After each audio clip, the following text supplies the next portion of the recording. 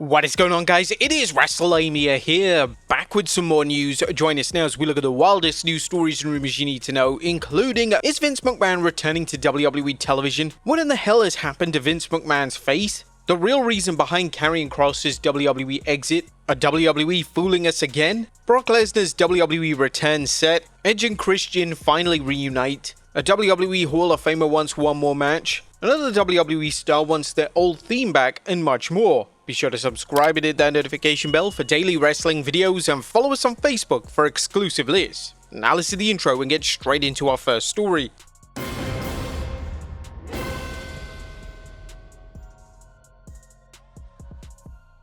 Now, our first story looks at Vince McMahon returning to WWE television.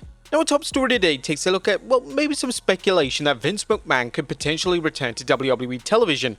On Busted Open Radio yesterday, Bully Ray discussed a potential WWE return for Vince McMahon, and according to the WWE LFG coach, McMahon should make an appearance during John Cena's final match, as the fans would quote-unquote embrace it. If Vince were to come out in that moment to give John his final farewell, I think the people would like to see that, or would embrace it. Naturally, fans on social media have been highly critical of these comments from Bully Ray. As things stand, McMahon is still outright banned from WWE, and he wasn't even invited to Hulk Hogan's tribute show, which goes to show just how serious the ban has become.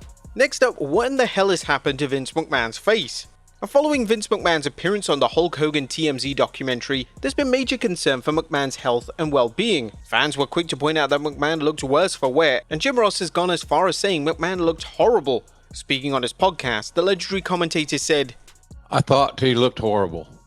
He meaning Vince. I thought he looked tired, withdrawn, and heavily concerned, because whoever did his makeup should be fired. He just looked withdrawn and so old, and that's like the pot calling the kettle black, in my respect. So you can't stay young forever. JR also speculated that McMahon may have regretted taking part in the documentary whilst it was in progress, which could have contributed to the way he was presenting himself. Now, it's pretty clear just by looking at McMahon, he's almost certainly had surgeries or various surgeries on his face. Vince has almost certainly had a facelift to tighten up his loose skin around his chin area and neck, and it's evident that he's also had Botox to remove fine lines on his forehead. Not only that, but probably a nose job. It's also pretty clear that Vince has had some brow lift and eyelid surgery. Next up, the real reason behind Karrion Kross's WWE exit. Karrion Kross appeared on Ariel Helwani's podcast yesterday, and Kross went into detail as to why his WWE contract renewal fell apart. According to Kross, he only received an offer from WWE last week, and he only had 24 hours to accept the offer, or it would be rescinded. The truth of the matter is, my contract was up last week. I never actually received a contract like an offer until last week. I got the offer, I wanted to know how they came to the valuation of that offer. When I inquired about that, they were unwilling to provide that information and told me I had 24 hours to agree to the offer, or they were rescinding it. Kross would then reveal that there wasn't an offer on the table for Scarlett, as WWE told him that they would deal with her once he had re-signed. Nothing, she had nothing, there was no offer to her. I was told at one point, after we deal with you, we'll deal with her. I don't know if they were willing to offer her a separate contract. I don't see why we couldn't have done things the way we did before. Now, whilst the situation between WWE and Kross clearly isn't great, the relationship hasn't been shattered completely. According to Kross, he would still like to return to the company as he considers the promotion as his home. "I would prefer to go back home with my wife and let's give people what they want, home meaning WWE. Despite the fact that it's been frustrating, I still want to go back. I have so many great core memories of being there, even amongst all the other stuff. It pales in comparison to the relationship and friends I have, not just with people in the locker room, but with the supporting staff." Now, hopefully WWE and Kross are able to work things out, and Kross is eventually able to return to the promotion. However, are WWE fooling us again? Now, there's significant speculation that the Karrion Kross ordeal is just still one big work, and it doesn't help that a single reputable source is able to provide information on whether this is a storyline. Interestingly, Kross was asked about this possibility directly during the interview with Ariel Helwani, and Kross outright stated that on this occasion, this is totally legitimate. "No, I'm not answering questions today as a character." Kross would then go on to add that due to the Seth Rollins injury, as well as the R-Truth angle, nobody knows what's real and what's fiction. Now, this is a great point, and this is all WWE's fault. Even a real-life incident such as R-Truth's WWE release was labeled as a work by Triple H, so it's hardly a surprise fans have no idea what's really going on. Now, according to Kross, AEW haven't reached out, as even they're confused as to whether this is just a storyline. Now, it's still possible that WWE will turn this entire thing into a work, but WWE should look to avoid copy and pasting the R-Truth angle from a few months ago, as that would be the most predictable approach imaginable. Next up, Shayna Baszler shoots on a WWE exit. Shayna Baszler's WWE release earlier in this year came as a huge surprise, as Baszler was one of the most popular names backstage. Baszler has now been able to address her release, and according to the former NXT champion during an interview with Ariel Helwani, she had 3 years left on a deal, and when nothing was landing with creative, she knew the writing was on the wall. From that time, Zoe and I weren't on TV. You kind of get this feeling we were trying to pitch stories and ideas and doing our own stuff on social media. Nothing was hitting with creative. It's a bummer in that moment, but I kind of knew where we were at. Baszler would then address the rumors that she may be AEW bound, and she confirmed that there have been a few discussions when it comes to her signing for the promotion. It's not a secret, I'm really good friends with Marina Shafir. I have a lot of good friends there, so there's been some discussion as to what the future could hold for sure. AEW signing Baszler makes all the sense in the world, as she offers something completely unique to their women's division. Next up, WWE schedule causing issues.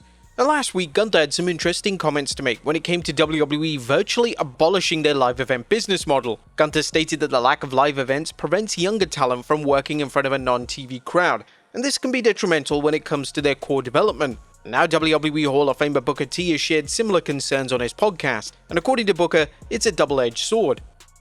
Yeah, it's a double-edged sword. It's good and bad, and in so many different ways. I mean, I look at the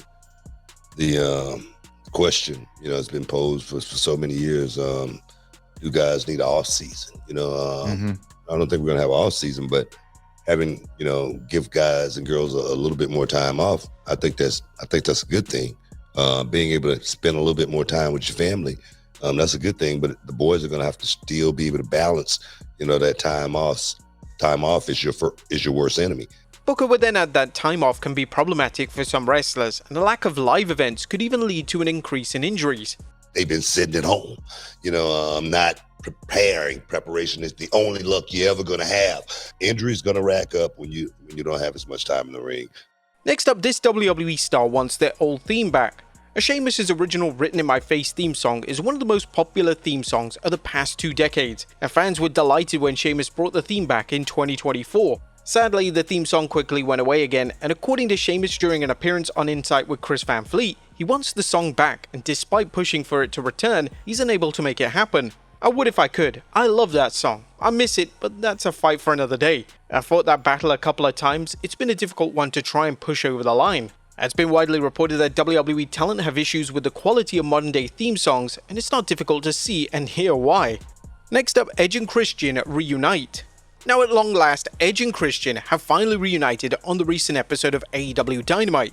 This happened after Christian managed to save Edge from a beatdown and the two hugged it out. They will now team together for the first time since 2011 at AEW and New Japan Pro Wrestling's Forbidden Door pay-per-view, where they will take on Nick Wayne and Kip Sabian. Now, many had anticipated that their first reunion as a tag team would take place at AEW All Out, which is going to be held in Toronto in their hometown. However, the Observer Radio mentioned, I guess the idea was that they could do the first match and give them a win because it may be a championship match. So then you cannot complain that they haven't even got a win and they're going to get a championship match. So they are getting a win, so that may be a championship match. It may not be, but I can tell you for sure the original plan was for them to get a win to build to a championship match. We're living in a year where we've got Edge and Christian reuniting, as well as the Hardys and the Dudley Boys taking each other on in TNA. What year are we in?